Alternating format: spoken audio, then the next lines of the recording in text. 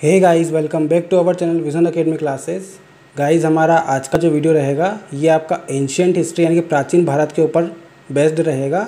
इसके पहले हमने मीडिवल हिस्ट्री यानी कि आपका मध्यकालीन भारत और आधुनिक भारत, इन दोनों वीडियो के ऊपर भी लेक्चर बना दिया है, जो कि आपकी सभी एग्ज़ाम्स के लिए इम्पोर्टेंट है। UPSC, SSC, bank, railway, DRDO, NTPC, कोई भी अदर स्टेट लेवल की एग्ज़ाम, सभी एग्ज़ाम्स के लिए आपका ये वीडियो इम्पोर्टेंट रहेगा। तो आप जिस भी एग्ज़ाम की तैयारी कर रहे हो आप ये वीडियो देख सकते हो। तो आज का वीडियो स्टार्ट करते हैं। हमारा क्वेश्चन नंबर फर्स्ट दिया हुआ है, राष्ट्रकूट वंश की स्थापना किसने की थी? ऑप्शन ए दिया हुआ है दंती दुर्ग, बी दिया हुआ है कृष्ण प्रथम, सी दिया हुआ है इंद्र द्वितीय और डी दिया हुआ है इनमें से कोई नहीं। तो क्वेश्चन नंबर फर्स्ट का आपका आंसर हो जाएगा ऑप्शन नंबर ए, यानी कि दंती दुर्ग ने आपका राष्ट्रकूट वंश की स्थापना की थी। ठीक है, राष्ट्रकूट वंश की स्थापना दंती दुर्ग ने की थी। इसकी स्थापना 8वीं सदी में की गई थी। अगला क्वेश्चन देखते हैं। क्वेश्चन नंबर 2 दिया हुआ है आपको, सेन वंश की स्थापना किसने की थी? ऑप्शन ए है बल्लाल सेन, बी दिया हुआ हेमंत सेन, सी दिया हुआ विजय सेन और डी दिया हुआ है सूरसेन। तो इसका करेक्ट आंसर बताइए। करेक्ट आंसर क्या हो जाएगा इसका? ऑप्शन नंबर बी, यानी कि हेमंत सेन ने आपके सेन वंश की स्थापना की थी। ठीक है, जो सेन वंश है ये बंगाल का एक राजवंश है, इसकी स्थापना हेमंत सेन ने की थी। ठीक है, बंगाल का एक राजवंश है ये, इसे सेन वंश के नाम जाना जाता है। उसकी स्थापना किसने की थी? हेमंत सेन ने। अगला क्वेश्चन दिया हुआ है क्वेश्चन नंबर 3, कृष्णा प्रथम जो राष्ट्रकूट वंश का राजा था उसने निम्नलिखित में से क्या बनवाया? ऑप्शन ए है एलोरा के शिव मंदिर, बी दिया हुआ अजंता की गुफाएं, सी दिया हुआ एलोरा की गुफाएं और डी दिया हुआ है इनमें से कोई नहीं। तो क्वेश्चन नंबर 3 का बताइए आंसर क्या हो जाएगा इसका आंसर हो जाएगा आपका ऑप्शन नंबर ए, यानी कि जो एलोरा के शिव मंदिर है ये आपके राष्ट्रकूट वंश के राजा कृष्ण प्रथम ने बनवाए थे। ठीक है, एलोरा के शिव मंदिर आपके राष्ट्रकूट वंश ने बनवाए हैं। और कौन से राजा ने बनवाए? कृष्ण प्रथम ने। ठीक है, ध्यान रखना, एग्जाम में बहुत सी बार पूछा गया है क्वेश्चन कि आपके एलोरा के जो प्रसिद्ध मंदिर है वो किस वंश ने बनवाए थे? राष्ट्रकूट वंश इसका आंसर हो जाएगा। ठीक है, राजा कृष्ण प्रथम थे ये, इन्होंने एलोरा के प्रसिद्ध शिव मंदिर बनवाए थे। और ये कौन से वंश थे? वंश से थे, राष्ट्रकूट वंश से। अगला क्वेश्चन देखते हैं। क्वेश्चन नंबर 4 दिया हुआ है, वल्लभी काल किस काल को कहा जाता है? ऑप्शन ए है गुप्त काल, बी दिया हुआ है कुषाण काल, सी दिया हुआ है मौर्य काल और डी दिया हुआ है इनमें से कोई नहीं। तो क्वेश्चन नंबर 4 का आपका आंसर हो जाएगा ऑप्शन नंबर ए, यानी कि जो गुप्त काल है इसे ही आपका वल्लभी काल के नाम से भी जाना जाता है। ठीक है, वल्लभी काल और गुप्त काल दोनों एक ही है, आपकी ध्यान रखना, वल्लभी काल और गुप्त काल एक ही है। अगला क्वेश्चन देखते हैं। क्वेश्चन नंबर 5 दिया हुआ है, भारत की रुई अन्य रुइयों से अधिक सफ़ेद है, यह विचार किसका था? ऑप्शन ए है अलेक्जेंडर, बी दिया हुआ मेगस्थनीज, सी दिया हुआ हेरोथोडस और डी दिया हुआ इनमें से कोई नहीं। तो बताइए क्वेश्चन नंबर 5 का क्या आंसर होगा? किसने कहा था, किसका विचार था ये कि भारत की रुई जो है अन्य रुइयों से अधिक सफ़ेद है? तो ऑप्शन नंबर बी, मेगस्थनीज ने कहा था ये कि भारत की जो रुई है वो अन्य रुइयों से अधिक सफ़ेद है। यह कथन किसका था?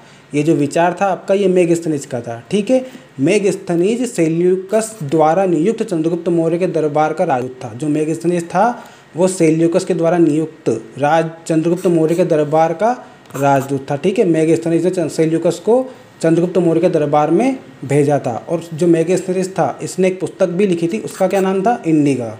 ठीक है, इंडिका नामक पुस्तक आपकी मेगस्थनीज ने लिखी है। इसमें आपके इंडिया के बारे में बताया गया है, इसके काल के समय। ठीक है, जिस टाइम का ये था उस टाइम का इसने पूरी रचना की है इंडिया के बारे में इस इंडिका नामक पुस्तक में।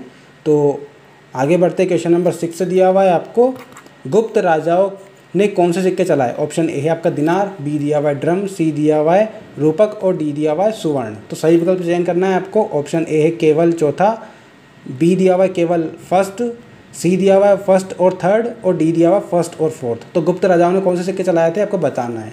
तो इसका आंसर हो जाएगा आपका ऑप्शन नंबर डी, यानी कि जो फर्स्ट और फोर्थ है, यानी कि आपका जो दिनार है और जो सुवर्ण है ये दोनों आपके गुप्त राजाओं ने चलाए थे। दोनों सिक्के चलाए थे आपके दिनार और सुवर्ण।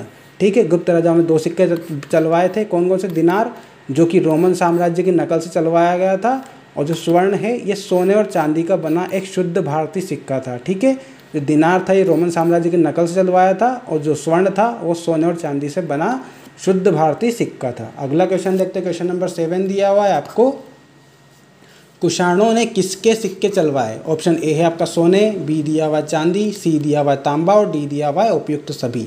तो कुषाणों ने कौन से सिक्के चलाए, इसका आंसर बताइए। क्वेश्चन नंबर 7 का क्या हो जाएगा?